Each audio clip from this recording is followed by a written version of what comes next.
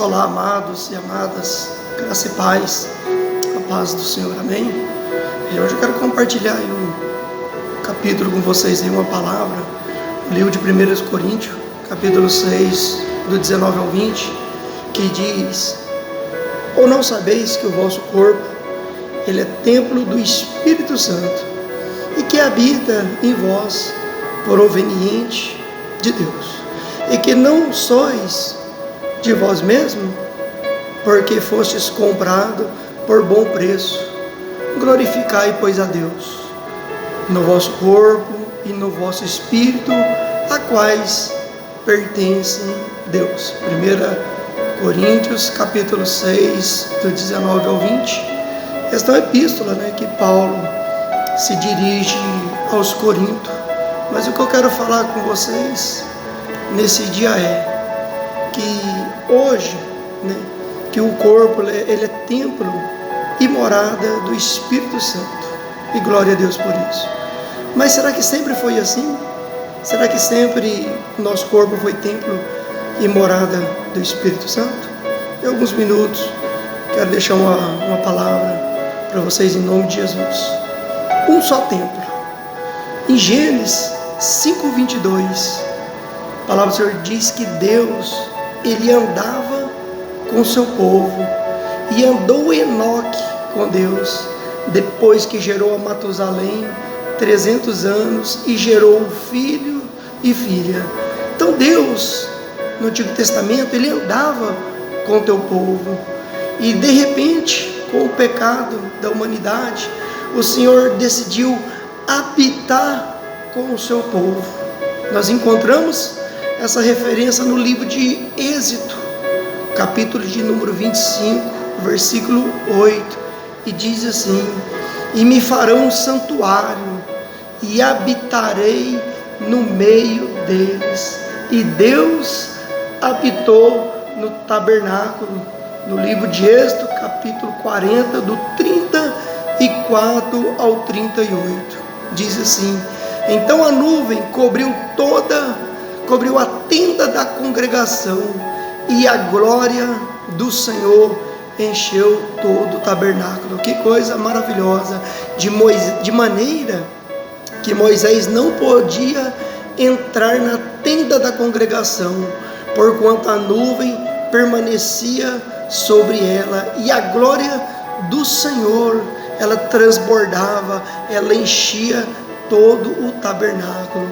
Quando, pois, a nuvem se levantava de sobre o tabernáculo, então os filhos de Israel caminhavam em todas as suas jornadas. E se a nuvem, porém, não se levantava, não caminhava, até o dia em que ela se levantasse.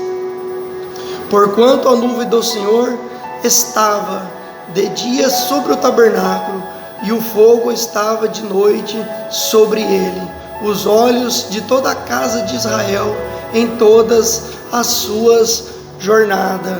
Nesse contexto aí, Deus, ele decidiu habitar com o seu povo, como diz ele no livro de Êxodo. E depois que Deus decidiu habitar com o seu povo, Deus passou a habitar no templo.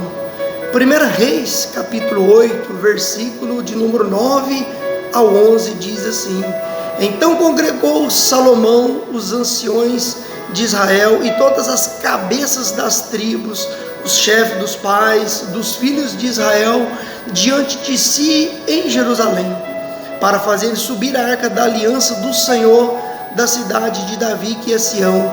A arca da aliança, ela simbolizava a presença de Deus. Aleluia.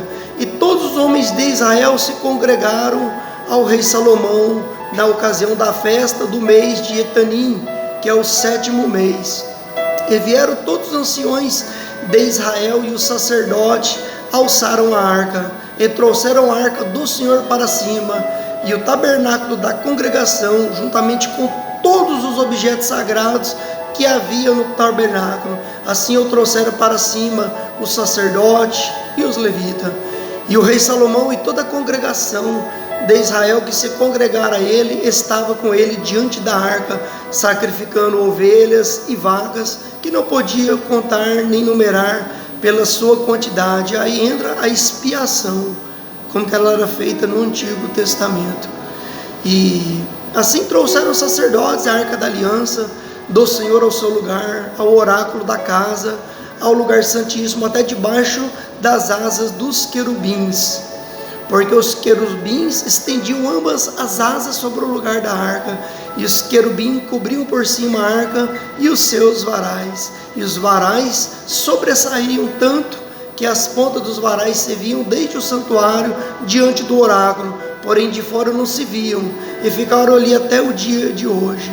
Na arca nada havia, senão só 2 tábuas de pedra que Moisés ali pusera junto a Horebe, quando o Senhor fez aliança com os filhos de Israel, saindo eles da terra do Egito.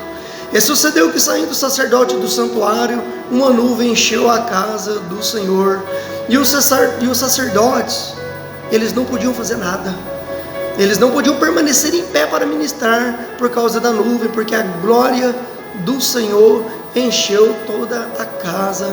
Glória a Deus. Sendo assim, aconteceu que infelizmente Israel voltou a pecar, e sendo assim, consecutivamente, o Senhor começou a fazer a sua próxima habitação no corpo de Cristo.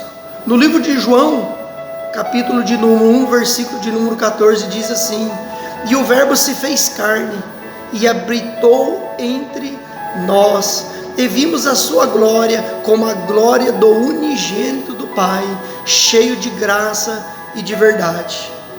Hoje, por intermédio do Espírito Santo, Deus ele habita na igreja. Que coisa maravilhosa! O templo de Deus, ele não habita em templos construídos, em templo feito pelo homem, por mãos humanas, mas o Altíssimo não habita em templos feitos por mão dos homens, como diz o profeta. Por quê? O céu é o meu trono, e a terra o estrado dos meus pés. Que casa me edificarei, diz o Senhor, ou qual é o lugar do meu repouso? Porventura não fez as minhas mãos todas essas coisas? Em Atos 7:49, 50, diz assim: antes habita no coração do que crê em Cristo Jesus. Romanos 10:9-10 fala: se você crê com o teu coração, você confessar com a tua boca, será salvo. O justo ele viverá pela fé. Glória a Deus. Ou não sabeis que o vosso corpo, ele é o templo do Espírito Santo que habita em vós, proveniente de Deus, e que não sois de vós mesmos, porque fostes comprado por bom preço.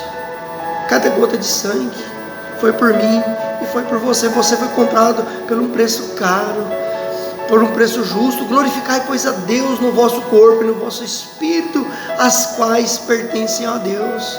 Em 1 Coríntios 6:19-20 diz assim: e na igreja todos, edificado sobre o fundamento dos apóstolos e dos profetas, que é Jesus Cristo, é a principal pedra da esquina, no qual todo edifício bem ajustado cresce para templo santo no Senhor, no qual vós justamente sois edificado para a morada de Deus em Espírito.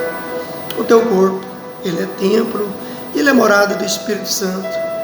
Nesses poucos minutos aprendemos como o Senhor ele fazia morada no Antigo Testamento. Ele andava com o seu povo, ele habitava com o seu povo no templo, e a próxima habitação foi o corpo de Cristo. E hoje o Espírito Santo ele habita em você que crê no Senhor. Por mais que a Bíblia não menciona a palavra Trindade, mas eu creio que existe o Pai, o Filho e o Espírito Santo, e é impossível explicar. A Trindade ela é fé. Você tem que ter fé para você crer no Espírito Santo. Eu deixo essa palavra para você. Valorize, o teu corpo, pois ele é morada, ele é templo do Espírito Santo. Toma essa palavra. Que Deus abençoe o seu dia, a sua manhã, a sua tarde. Às vezes você está assistindo essa mensagem à noite, Que o Senhor venha visitar a tua vida, em nome do Pai, em nome do Filho, em nome do Espírito Santo. Eu agradeço para você que tirou esses minutinhos para ouvir essa mensagem.